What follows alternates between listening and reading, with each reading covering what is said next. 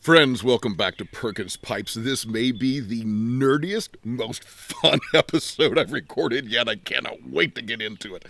I've got my Austin hat on because of my son, Austin. He's gonna figure into this episode.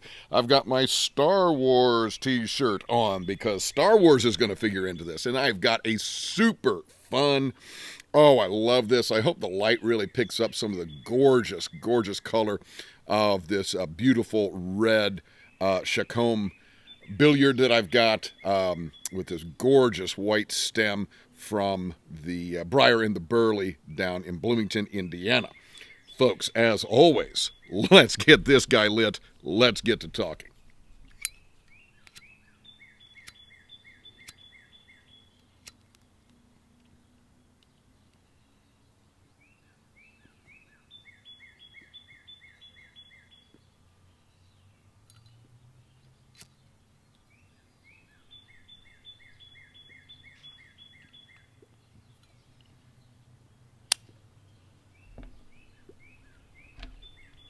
As of the recording of this video, and I have to say, this fad may have already passed by the time this video gets uploaded, people have been making really fun action figures of themselves using ChatGPT. Well, I got sucked into that. I got sucked into that. I loved action figures as a boy, and it was one of my favorite things to play with. And so when I saw people doing this, I said, man, I want to create an action figure of me. So, what did I have to do? Pulled a picture of me in my typical teaching attire. And for accessories, I chose a pen, Latin book, and pipes. Oh, I wish this were a real thing. I wish this were a real thing because I would be a sucker enough to buy my own toy.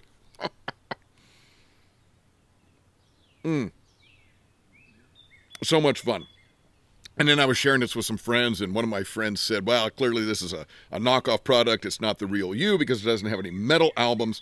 And so, yes, I resurrected a picture of myself from college and made an action figure of me from back in the day. I had to have my Striper and White Snake and Deep Purple albums as the accessories if you want the College Steve action figure. So I want to talk a little bit about action figures. Now, let's be very, very clear. All right? As I've always joked with students, girls play with dolls. Boys play with action figures.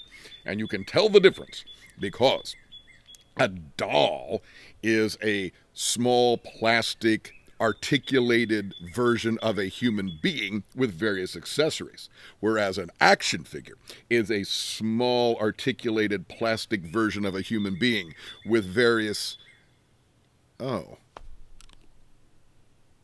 accessories. Maybe action figures and dolls are the same. We just call them different things, right? So, I came along at the perfect time as a child.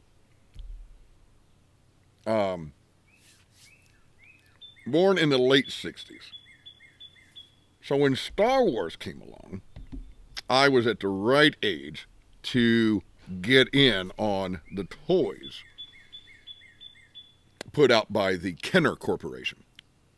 And I had pretty much all of the original Star Wars action figures. My mother, who never threw anything away in her entire life, kept all this stuff. And then eventually I passed it on to my son. Our daughter was not really interested in that. So I had to get these for my son, but I had the suitcases. Right? I actually had two of these suitcases full of Star Wars action figures. And I'm going to show you inside here and then talk you through some of these. So it opens up this way. so we'll open it up this way and see what we can do here. There we go. There we go. There we go. And there's 2 levels of these things. And so my mother, one day, happened by the local Kmart. And she saw these toys. And she thought I would like them. And the very first action figures I ever got were R2-D2. And I don't know if you can hear this or not, but let's see if we can get it close to the microphone. His head, when he turns, it makes a little clicking sound, imitative of R2-D2 in the movies. Now, she didn't know what she was buying. She just thought, oh, he would like these. So my first 2 were R2-D2 and Chewbacca. And even though these are both good guys, I was able to play with these guys quite a bit. Then, along came all the others. And I'll show you some of my favorites. Han Solo. Now, Han Solo was recast with a different face. This is the original, different hairline. In fact, the hairline I think is closer to Harrison Ford in the movie. And you can tell he's taking a lot of punches because his shirt paint wore off. In fact, I'm pretty sure my mom helped me with some whiteout and we repainted him. And then he got into more battles and had more action. Now, this was the Luke Skywalker. And what was cool about Luke was that the lightsaber was built into his arm, and whoa, right? And whoa, it actually extended way out there. Whoa, whoa, whoa, whoa, whoa, right? So that was very, very cool.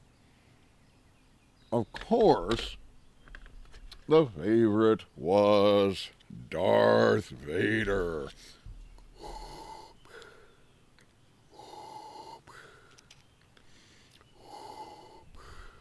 Use the Force. Oh, I had so much fun. Nice kind of leather type cape.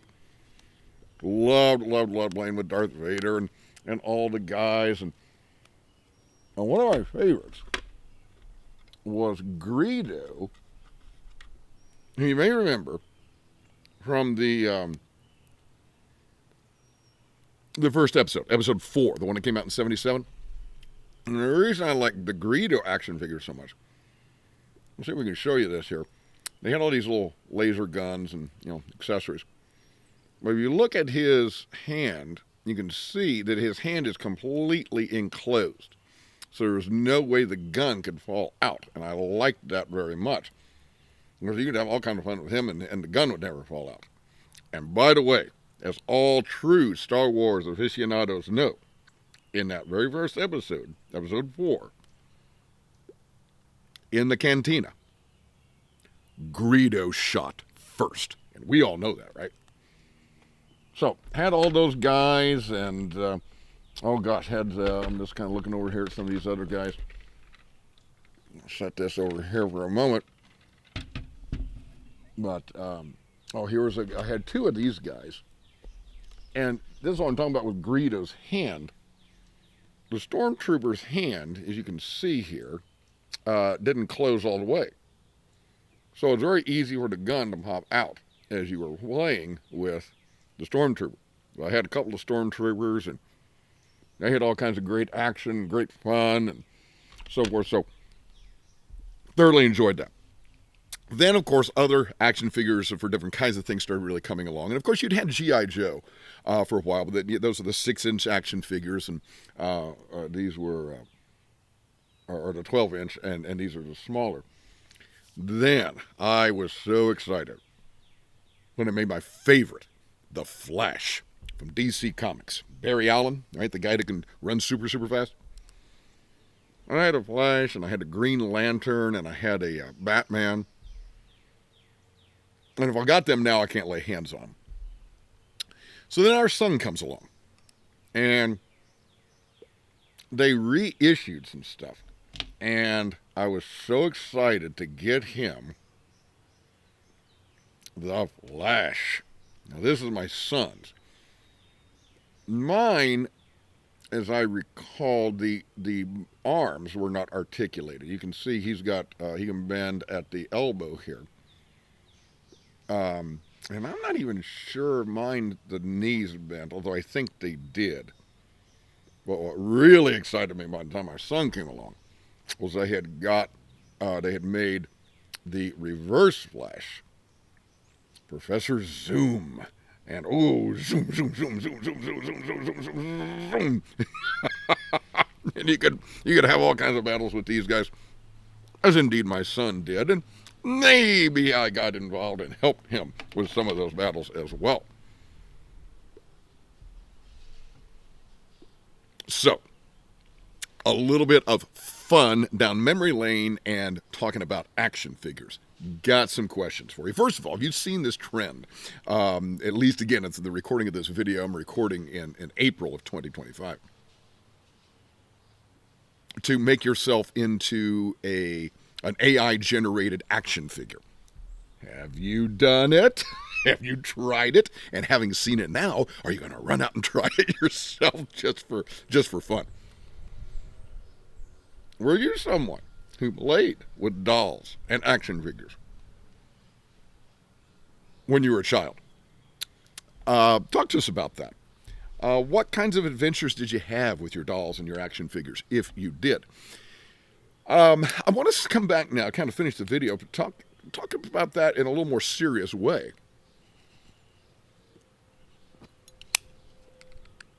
I don't know whether I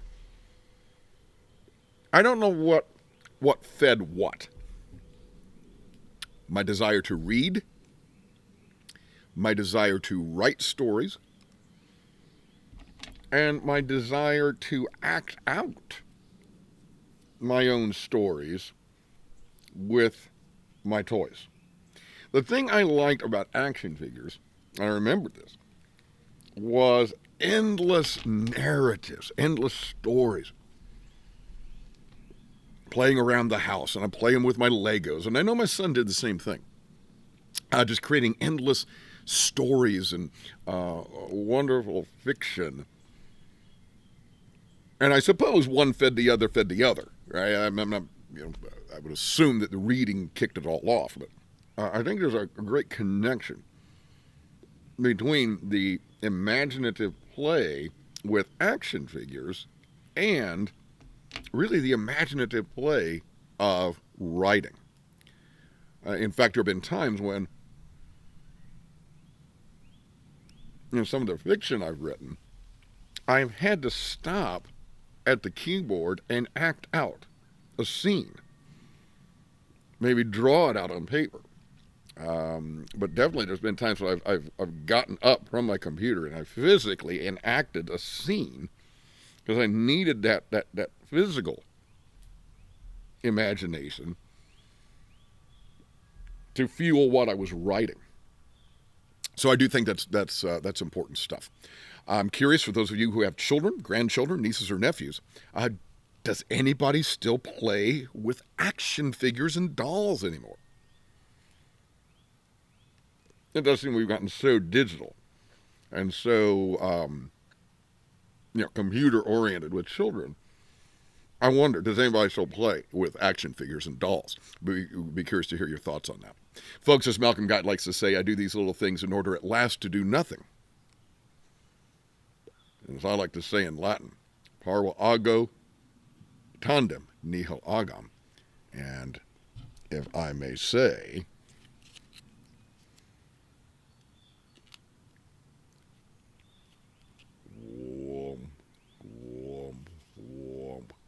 may the force be with you.